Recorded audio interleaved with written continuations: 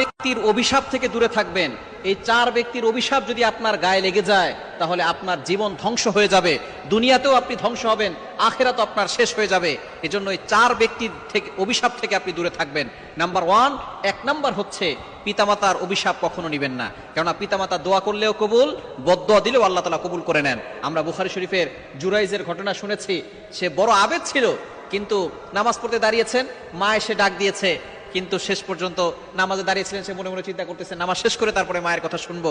নামাজ শেষ করে দেখেন মা চলে গেছে, আবারও আসছেন, আবারও নামাজে ছিলেন, আবারও দরজা খুলে দেখেন মা চলে গেছেন। এভাবে 3-3 বার ডাকার পরে মা বদদোয়া করে দিয়েছেন, আজকে তুমি তোমার মায়ের কথা শুনলে না, একজন খারাপ নারীর সাথে দেখা না হয়ে তোমার মৃত্যু হবে না। শেষ পর্যন্ত একজন পতিতার নারী, সে তাকে ফাঁসিয়ে দিয়েছিল এবং আল্লাহ পাক রব্বুল আলামিন তাকে সেখান থেকে হেফাজত করেছিলেন।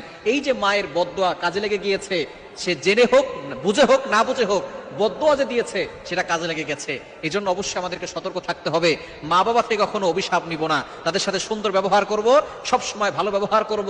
কেন আল্লাহ পাক রব্বুল আলামিন তার হকের ব্যাপারে কথা বলে তারপরে বলেছেন পিতামাতার খেদমত করতে। কোরআন খুলেন, আল্লাহ পাক রব্বুল আলামিন বলে দিয়েছেন 15 নম্বর পারা 3 নম্বর পৃষ্ঠার 6, 7, 8, 9 নম্বর লাইনগুলোতে সূরা বানী ইসরাঈলের 23 এবং 24, 23-24 নম্বর আয়াতে রব্বুল আলামিন বলেন, ওয়াকাদা রাব্বুকা আল্লা তা'বুদু ইল্লা ইয়্যাহু ওয়া বিল ওয়ালিদাইনি ইহসানা। আল্লাহ পাক রব্বুল আলামিন প্রথমে অর্ডার করে দিয়েছেন, ফয়সালা করে দিয়েছেন, আল্লাহ তা'বুদু ইল্লা ইয়্যা, আল্লাহ ছাড়া কারো ইবাদত করা যাবে না। ওয়া বিল ওয়ালিদাইনি ইহসানা, তারপরে যে আদেশ আল্লাহ দিয়েছেন, গুড ডিলিংস উইথ প্যারেন্টস, পিতামাতার সাথে ভালো ব্যবহার, গুড বিহেভিয়ার উইথ প্যারেন্টস, আপনার পিতামাতার সাথে ভালো ব্যবহার করবেন। সুতরাং তাদের অভিশাপ কখনো নেবেন না, তাহলে আপনার জীবন শেষ হয়ে যাবে।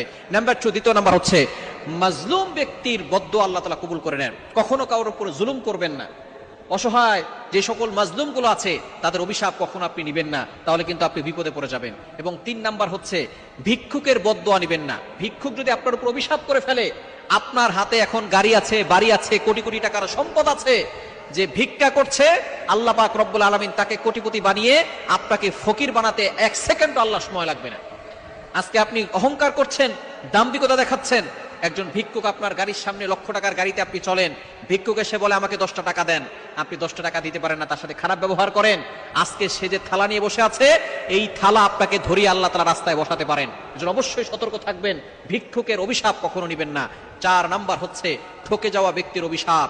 আপনি মানুষকে ঠকিয়েছেন, প্রতারণা করেছেন, কষ্ট দিয়েছেন, আপনি ধোঁকা দিয়েছেন।